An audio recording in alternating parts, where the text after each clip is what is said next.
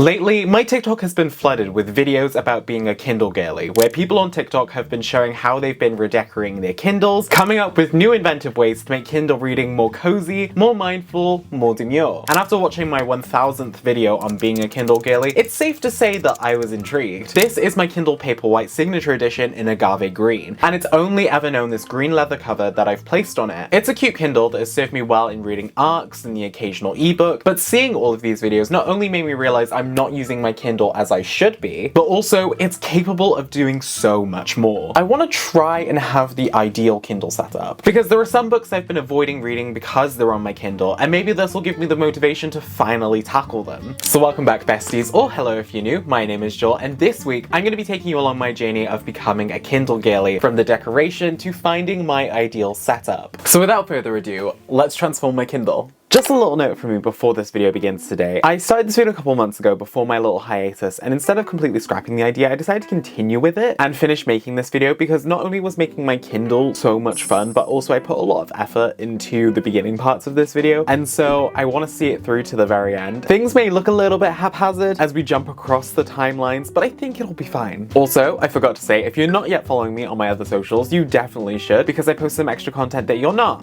gonna see here. Plus, be sure to join the Cozy Kingdom Discord as well, because we're a bunch of cozy chaotics over there. Also, if you're still not following my Twitch for the fun gaming and reading sprint streams, then you probably should, because it's definitely a lot of fun and absolutely chaotic in the best way. But without further ado, welcome back. It's great to have you here, and let me show you how I made over my Kindle.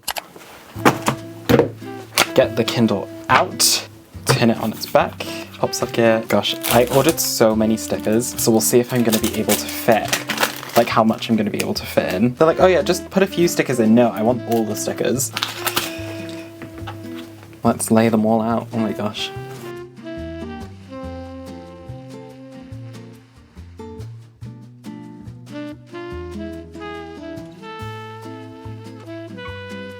This is a lot of stickers. I don't think they're all gonna fit on here, but I'm gonna try and get like as much in as possible.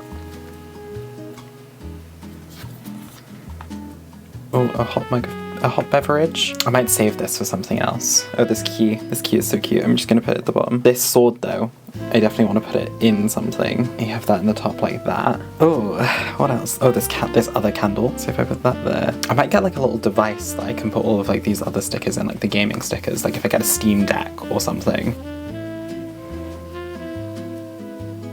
And then it's time for the case.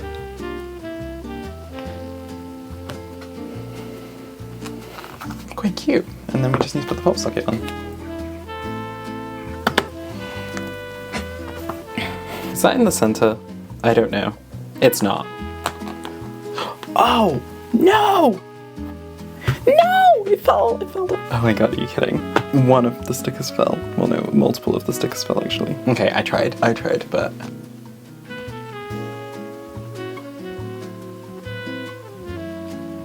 it's a day later and I got some white tack in order to fix this. The stickers just like move whenever I use the pop socket. So before we can start the experimentation, I need to fix this so that it's properly my Kindle case. Right, let me try and like gently take everything off so I don't forget the layering.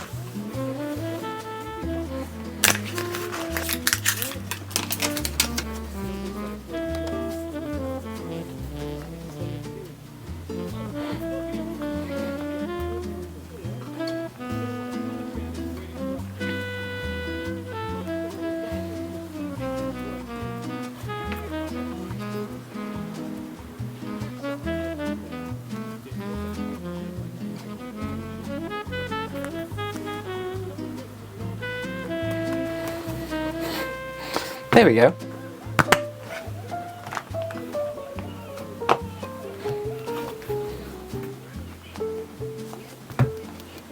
I think this looks super cute. Now that we have our Kindle decorated and it's looking super gorgeous and more personalized, it's time to complete the Kindle girly reading experience. And to help us, I've got two weapons. But let's go over to my bedroom to install it. Well, this is kind of cozy, isn't it? Okay, so firstly, we've got this tablet holder. This will make it so I don't have to hold the Kindle whilst reading it and have my arms over the blanket. I can just be underneath, be more relaxed, be more comfortable whilst reading. It just improves the reading experience. But how will we turn the page, you ask? With this. This is a remote control page turner which clips onto the Kindle, and then by using the buttons on this remote, I'm able to turn the pages on the Kindle remotely without having to hold the Kindle to do so. This means I can fully wrap myself up in a blanket like a burrito and literally turn the pages without having to have my arms out, which always kind of like ruins the experience a little for me. It just means I can be in ultimate warmth. And essentially, this is the basic Kindle girly setup and probably what I'm going to be going for the meantime. I'm really excited to see how this new form of reading experience will influence my reading going forth. And to help gear me up for my Kindle girly experience, I decided to purchase a Kindle Unlimited subscription and browse their selection to see what they have to offer because I'm always up for discovering new reads. Speaking of, another place that really likes to do that is my book club on the Fable app, who have also very kindly sponsored today's video. Fable is one of the apps I'm using to track my reading this year, and I really enjoy using the app as I find it quite intuitive. It's also where I host our book club, the Book Explorers Tavern. And in February, I'm working with Fable, who have very kindly sponsored this month's pick, Georgie Summers and the Scribes of Scatterplot by Isaac Rudansky. This middle grade fantasy adventure leans heavily into the Percy Jackson vibes, following a young boy who, after being thrust into Scatterplot, a hidden realm where scribes record human memories, must write a story to save humanity after the abduction of his father. The Book Explorers Tavern thrives on discovering new reads in a number of places, and this will be our first middle grade pick, which I'm super excited about. Plus, look at how gorgeous this first edition hardcover is, which you can pick up today, with a stunning dust jacket drawn by the artist of the original Percy Jackson covers, to the amazing illustrations within and a secret code to be unlocked. I feel like we're gonna have a lot of fun with this book. To celebrate, Fable are giving away 100 free ebook copies of this book in the Fable app. So if you want to be within the chance to get a copy, then be sure to click the link in my description and join the Book Explorers Tavern, and comment in the kickoff room for Georgie Summers to be within a chance to win. Winners will be selected on my birthday, February 11th. And once again, a massive thank you to Fable for sponsoring today's video and also supporting the channel. Okay, so welcome back to the present day. It's been a couple months since I've had my Kindle girly app going, and it's really revolutionized the way I read with my Kindle. It's safe to say these Kindle girlies are definitely onto something here. I basically spent the final few months of 2024 reading exclusively on my Kindle, which means from months of usage, I have a lot of thoughts on it, and basically some ways that I can improve my Kindle girly experience, and some things I'd like to try in the future. I find that it's become a lot easier to read with my Kindle at my bed, at my desk, and overall it's helped improve the reading experience for me. I finally get to be the burrito of my dreams in good warmth with a good book and getting all of those pages read. Plus, I do love how my stickers have continued to remain in place ever since I used the white tack on them, because I don't think I could have handled having to rearrange them every so often, but now it stays in place. Plus, I've used it a couple of times in my co-working and reading streams, so I've just sat back in my office chair and read using this setup, and it's really been a nice vibe as well. There is no explanation for how satisfying the magic of this page turner is, because all I have to do is, and it literally turns the page for me, and it makes me wish that Kindle had something like this natively. Whilst this is useful, sometimes it can cover the words of an ebook, which I don't like, and also sometimes it can get in the way of the pop socket, which is a little bit annoying. As for the pop socket, it is very nice and it helps me hold the Kindle sometimes, but it can be awkward at points and it can cause some strain on my hands. And like I said with the page turner sensor, sometimes it can get in the way of that, which leads to very awkward grips. I don't know if there's a solution for it, but it's definitely something I want to keep in mind for future. Speaking of future endeavors, there's definitely a few things I'd like to experiment with in future in order to improve my Kindle girly setup and just overall improve a reading experience for me and romanticize it a little bit more. Firstly, I want to get one of those Kindle tablet holders that has like a snack pot in the bottom, as I feel like having a cute cozy evening on a sofa snuggled up with a book, a blanket, having this Kindle holder with like snacks and drinks in really helps create this cozy atmosphere and vibe that I just love the sound of. Plus, I could put my phone away to free me from distractions, and I just feel like it would be such like a vibe. Imagine I did like my skincare, like a face mask while I read. It feels like such a cute way to have like a little romantic evening with oneself and just like take care of yourself, and I really love the sound of that, and I feel like it would be such a cool thing to do, so that might be something I do in the future. Additionally, I would also really love to experiment with other Kindle/e-reader devices as well, because I feel like whilst I love my signature Paperwhite edition, there are definitely more e-readers out there that I feel like would be cool to kind of investigate and see which one is the right one for me. I know there have been a lot of girlies talking about having a purse Kindle, which I don't know would be for me specifically, but if I were to have a purse Kindle and were to try out having a purse Kindle, which I don't know if I have a word, I would probably go for the Books Palmer 2, which is like a phone-sized e-ink Android device, which is basically capable of displaying all of your Kindle and ebook reads from different apps. And it being phone-sized means it would be very travel-friendly, which I love the idea of. Not that my Kindle isn't travel-friendly, but I feel like holding a phone-sized device is a little bit better than holding a Kindle. But I'll most likely be posting more frequent updates on the short forms and also Discord, so be sure you're following me on all of them. I also wanted to take the time to discuss some of the books that I read on my Kindle for the past couple of months and absolutely loved and think you would enjoy too. The first one is The Fury of the Gods by John Gwynne, which is the final book in the Bloodsworn trilogy. And I mentioned this in my last video, however, because it's such a large book, I think reading it on Kindle definitely made it easier. I was also reading it with the audiobook in tandem, and just being able to experience this world for the last time in this trilogy was absolutely phenomenal and amazing. And everything John Gwynne writes, I will eat up. This trilogy absolutely made me fall in love with his writing, fall in love with his character work, his world building. It absolutely took me on a journey. This series is basically like Skyrim, but if it was from the perspective of the companions and if they were facing against dragons and stuff like that. It's really such a book that focuses on found family, and I really loved it. Orca is one of my favorite characters of this entire series, and the journey that she goes through throughout the entire trilogy is such like an interesting one. And I just think this entire series really delivers well on its premise. I think it really delivers well on giving you satisfying conclusions. There are some bits where you'll be really sad over, but you kind of realize that everything John Gwynne does in his books are intentional. It's such a mastery of craft, and I absolutely loved it. I think it's amazing and phenomenal, and one of my favorite fantasy series of all time, which I've only just decided now. It's a series that's very dear to my heart, and I really, really love it. And again, reading it via Kindle, being able to turn the pages with the page turner really just made it that little bit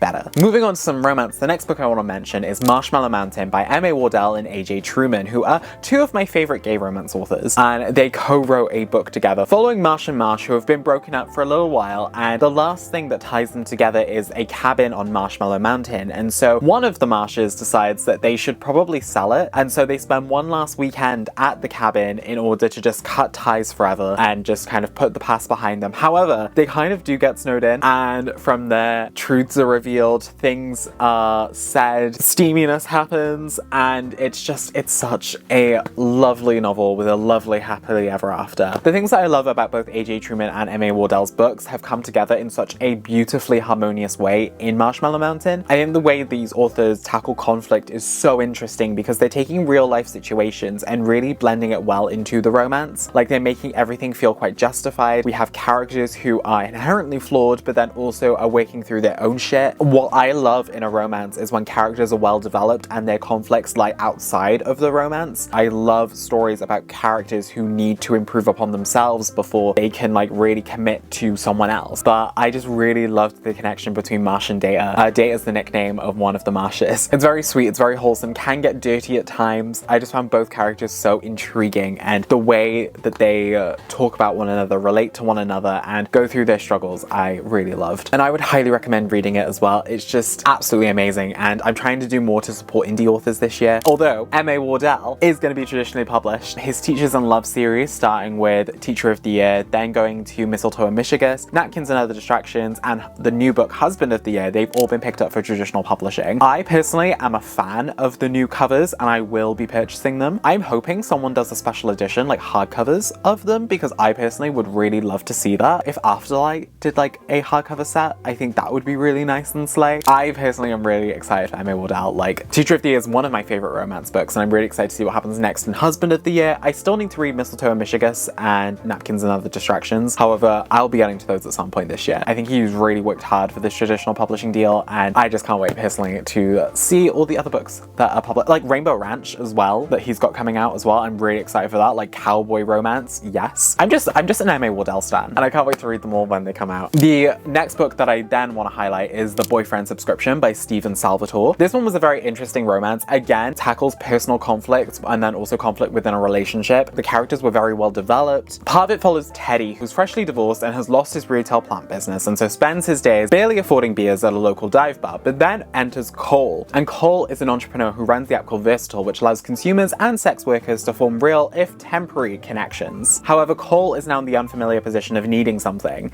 He needs Teddy to be his fake boyfriend so that he can project a traditional image to a potential investor. However, there are two conditions to their arrangement: no kissing and no falling in love. And in exchange for 1 week together, Teddy will get enough money to get back on his feet. But what things will transpire during this week? You'll have to read to find out. I really liked this book. I think it was so intriguing to see the relationship between Cole and Teddy grow, and not only see the types of connections they have outside of the relationship, but also the way they interact with one another. I just really liked the way this book progressed. I really liked the connection between the two characters, and it was just such a good book, and I really can't wait to see what more Stephen Salvatore writes. It was also quite a quick read as well, at about 288 pages, so I really feel like if you're in for something quite nice that you can read over like a day or two, then this is definitely the book that I think I would recommend to you. We then have two short stories by Martha Wells, Compulsory and Home, which are part of the Murderbot Diaries, which I've basically consumed during the month of January. It was basically like, I don't even know what happened to me. I just basically decided to reread All Systems Red and then go through the entire rest of the series, and I just like gobbled it up. These short stories are really interesting. So one takes place before the entire series and follows Murderbot as they freshly hacked their government module and one of the encounters they have, which forces them to go outside of their preceded programming. And then Home basically takes place in between Exit Strategy and Network Effect, which is books 4 and 5 of Murderbot, and basically follows Dr. Mensa going through a lot. That's all I can really say on that without giving spoilers. Both stories were so good and really gave an added depth to each of these characters and where they came from, who they are, and really just allowed you to see where these characters are in their respective moments in time. And I don't know, it's just something about getting these extra little nuggets of the Murderbot universe that I really liked. I'm just dying for another Murderbot novel. I know I literally just read like 7 books of Murderbot and 2 short stories. However, I just want more. I think I could literally read Murderbot as like a serial for the rest of my life, and I would be really happy about that. If it was like a short story a month about Murderbot and what they got up to, or like a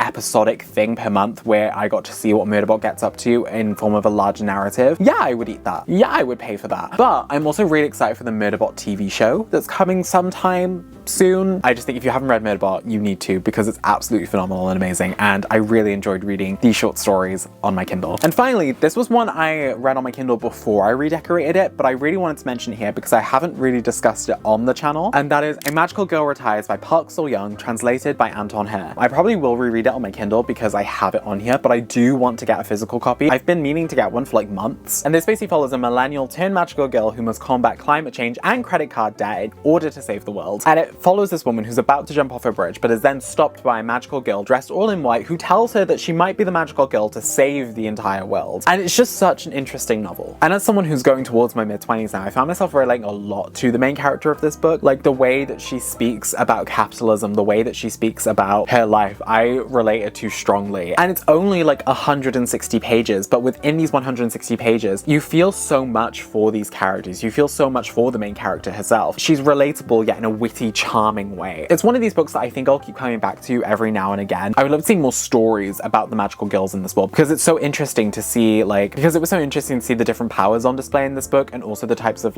magical girls that there are. This is something I'm currently seeing in my read of Mistborn by Brandon Sanderson, but this kind of idea of a chosen one and the hero worship associated with that, and the pressures placed on someone to be a hero. I find the archetype of a hero so interesting. It's come up a lot in a few of the books that I've read lately. Maybe I'll start jotting down some thoughts about that. Maybe I'll start a Substack, who knows. But overall, A Magical Girl Retires is one of those books that I would very much highly recommend. It's also sapphic, I believe. There is like a sapphic relationship in this book, which I very much love. These lesbians were amazing. I really loved them. It's just a book I would really recommend you read. And now, here are a couple books that I want to read next, and most of them are on Kindle Unlimited, apart from one, I believe. The very first book that I want to read is Dungeon Crawler Carl by Matt Dinneman. I've seen a lot of people talk about Dungeon Crawler Carl and absolutely obsess over it and love it, and so I feel like I need to read it now to see what the hype is all about. It's kind of like a lit RPG novel, if I'm correct in saying that. I'm very much intrigued by like books that kind of have this video game vibe to them, so I think it's gonna be great. I think I'm gonna fall in love with it. Maybe I'll make it a book club read. The next book that I then want to read is Malice by John Gwynne. I basically want to read a lot of John Gwynne's backlist. Upon finishing The Fury of the Gods, a lot of people told me to go and read Malice and go and read his other works as well, because I will probably obsess over those. So I think Malice and the rest of the quartet is probably my goal for John Gwynne this year. If I get to his other series as well, absolutely amazing, stunning. I then also want to read Inferno's Heir by Tiffany Wong. I just love the sound of this book. I think it's gonna hit. I'm really intrigued by the premise of like an outcast princess joining the rebellion against her kingdom and her family. I don't know, I feel like there's something about that I think is gonna eat. Also, the cover looks absolutely stunning and gorgeous. Even though it's gonna be on my Kindle, I think it's gonna be a really nice read. And a few of my friends have rated it quite nicely as well, so I think it's gonna be quite a nice read for me when I'm looking for something to digest. The next book I then want to read is How to Become the Dark Lord and Die Trying by Django Wexler. And this one is basically Groundhog Day meets Guardians of the Galaxy, following a woman who is stuck in a time loop, playing the hero and always defeating the Dark Lord. But this time she decides that she's gonna be the Dark Lord herself. And I just find this premise so intriguing because one, I need to read more time loop books because there's a book I want to write that involves a time loop, so reading more of them is good for research. But also a hero who is wanting to be the Dark Lord instead in this time loop narrative. I think I'm gonna love it. I just need to wait to read it to see. And finally, the last one that I want to read is The Pumpkin Spice Cafe by Laurie Gilmore. And this is purely because I've seen so many people talk about it and so many people hype it up on TikTok that I feel like I just want to read it to see what the hype is. I'm very much like, sometimes hyped books are hyped appropriately and sometimes hyped books are hyped a bit too much. I just want to see for myself whether it's a book that is appropriately hyped or not, or whether it's just something that I'm like, this just basically feels like a smutty Gilmore Girls, because I think they said it's smutty. That is basically all of the books that I loved reading on my Kindle and what I hope to read on my Kindle in the future. And yeah, thank you so much for joining me for today's video. I feel like having a few months of experience with the Kindle girly setup definitely made this video more worthwhile. And even though it's taking me a few months to get back to this video, I hope you enjoyed it all the same. A massive thank you once again to Fable for sponsoring today's video. Be sure to check out my book club, the Book Explorers Tavern, by using the link in the description down below, and join the giveaway, which ends on February 11th, aka my birthday. And check out the link for Georgie Summers and the Scribes of Scatterplot too. If you like this video, then be sure to give it a thumbs up, and if you're new here, consider subscribing so that you don't miss out on what I upload next. I'll have all my socials in the description down below for you, so you can follow me on every single other platform, and be sure to join us over on the Cozy Kingdom Discord, where all the cozy chaos reigns, and we're just a fun community where you can make new friends as well. I've had such a fun time, and I can't wait to see where I lead to next with this, but I think the next video I upload, I'm gonna be a whole year older. So, from my 24-year-old self, bye besties.